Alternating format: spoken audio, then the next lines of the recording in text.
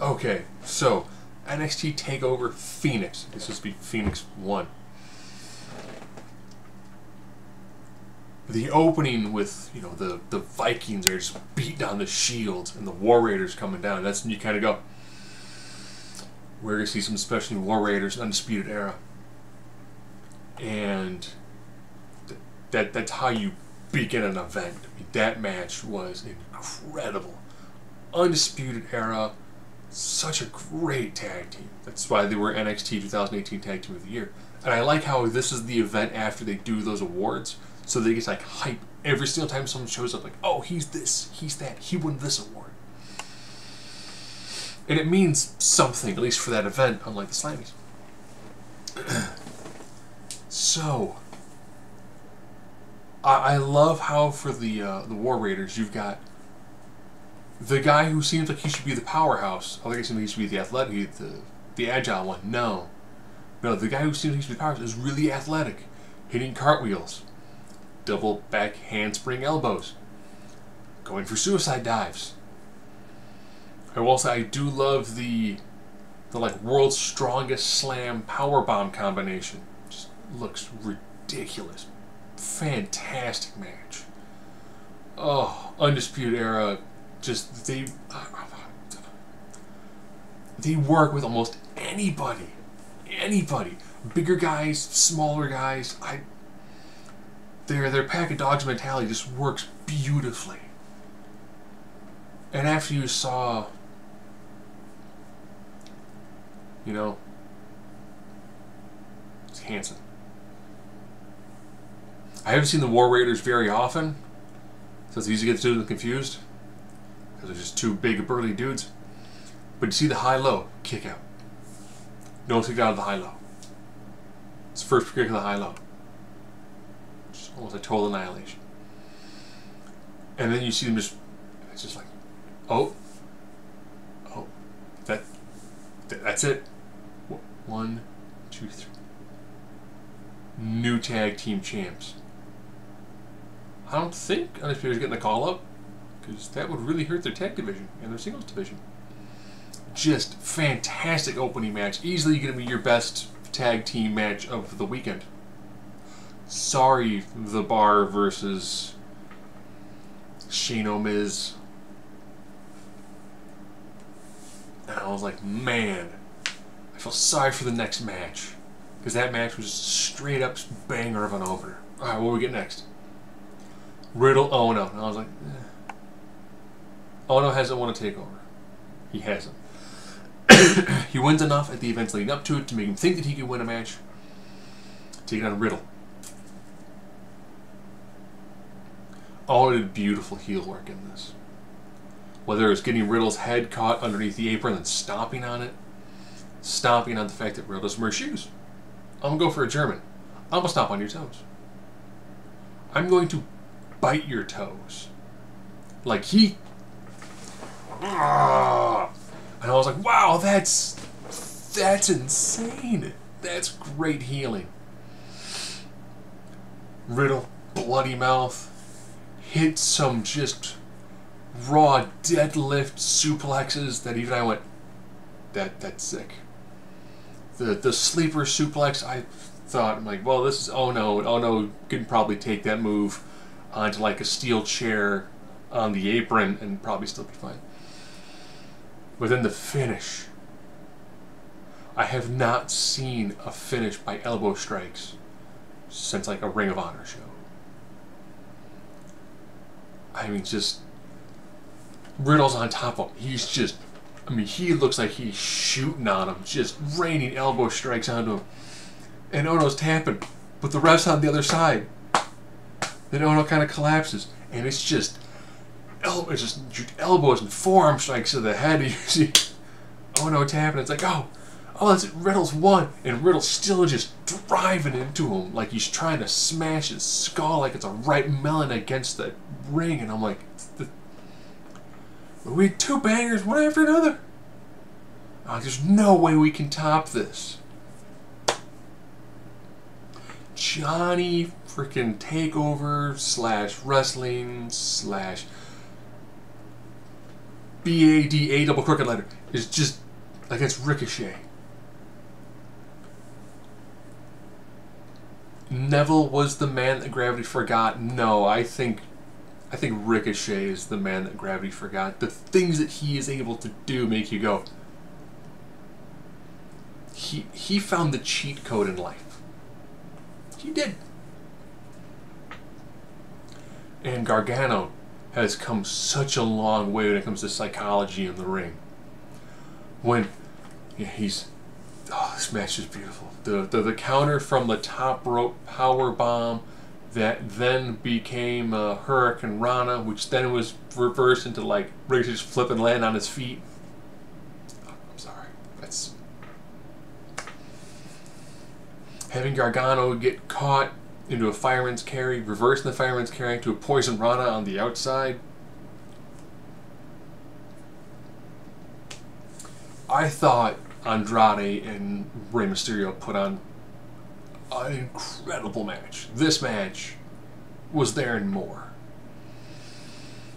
Rolling up the mat to expose the concrete, and being like, I need to. No, I don't. That internal conflict was beautiful in this match. Watching him on the outside, looking at Ricochet and being like, no. Ricochet being like, I'm gonna. Okay, I'm going outside, Ricochet going, well, I don't care. Flipping over the ring post and hitting the move, and it's like, that's unfair. Life is entirely unfair. It's almost like all of the talent went to like a handful of people. One was Ricochet, the other one is Kenny Omega, and then Seth Rollins. Like that. It's like, how do you do that? And make it look just like he's opening like a jar of pickles. Like, oh no. But then finally using a brainbuster on the outside of the exposed concrete, rolling him in, hitting the finish. Gargano had to turn dark and fully embrace going dark to become a champion, which kind of made a foregone conclusion of what the main event was going to end like. And when it was done, I'm like,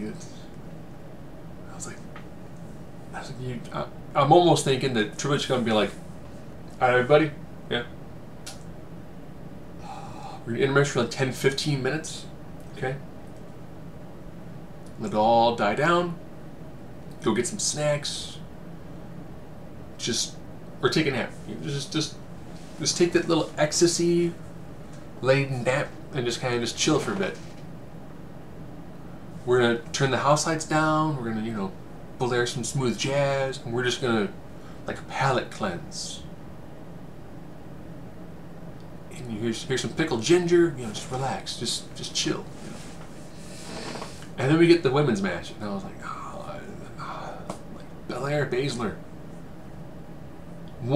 This will be the first time we can probably say that the NXT women's match will probably be the worst women's match of the weekend, which isn't saying much because we've got two fantastic matches showing up on Royal Rumble. But these two, it didn't click right away. And I think it's because Belair, she's physically there, but I think her psychology, she needs to just find out who she is. Currently, she has this like Sasha Banks Charlotte hybrid, where she's this incredible physical specimen who's trying to work in some sass, and it's kind of, it works sometimes, other times it's just, she doesn't work working underneath. They did a lot of the shoulder work, which was good. I will say the hair whip that she did sounded like a gun going off. And I heard it, and even I kind of went something. And then they showed like the lash on Baszler. That's wicked. That's wicked. And then they did a female ref bump. Okay. KOD. Okay. I wish they did more as to why she does the kiss of death. She has the kiss iconography on her, little like lips on her. It feels like it needs, like she needs more character development. The here's who she is was good, and it really painted her well. But to kind of stop there.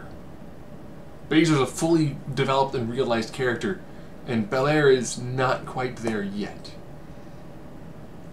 She fades by in the Karafuni clutch. After she fought out of it and tried to actually, power her way out of it, looked good. Made for a good baby face, I'm not gonna die sort of mentality. She still lost. Okay. Where'd she go from here? I don't know. Going for the 450, and then kind of hitting Shayna in the leg, and then Shayna wrapping her up and getting the... Felt kind of clunky. Probably because we had just seen something similar in Kairi Sane to the elbow. But Baszler kind of like moved out of the way at the last second and snatched her in the clutch. It felt like they weren't really fully gelling together. But still a solid match. And now, Aleister Black, Tommaso Ciampa. I love that Ciampa's idea was to work effectively the pivot leg. It's good, old school. I'm pick a body part, take it apart. You kick, You plant that leg. That's the leg that you're pivoting off of. Is that one? I'm gonna hurt that leg so you can't do your kicks, or they're not as effective. Playing to the finish. I will say I think that this had the weird finisher spam where it's like, and fairy tale ending. Setup move, fairy tale ending. And fairy tale ending. And you go for your finisher, you can't, fairy tale ending. Oh. Okay. And whoever spilled that water.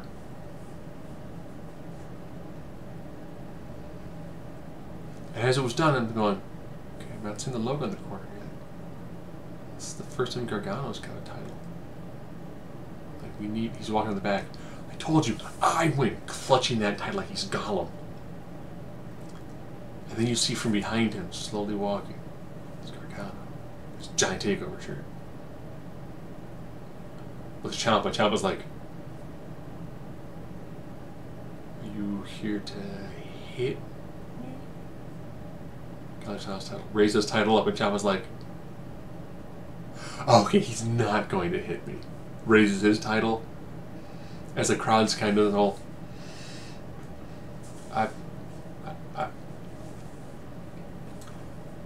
if Undisputed Era can't all hold the gold, can Dark DIY two-man power trip NXT and hold all the gold?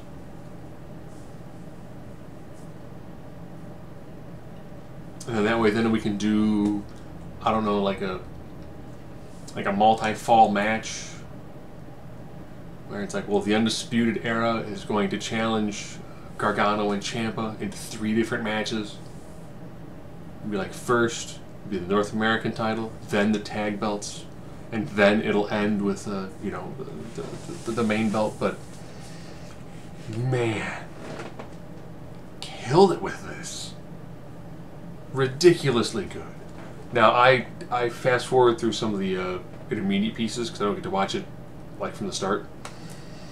So if everyone was in the crowd, I didn't see them, which is fine because I'll, when they do the here's your recaps next Wednesday. But oh, it's gonna be so awesome when they're in Chicago for Takeover War Games. At this point, I'll get tickets to War Games. I don't know if I get tickets to SmackDown or not. It might be neat to see a SmackDown. It'll depend on how the roster looks. But definitely War Games in Chicago for my 40th birthday weekend. Woo!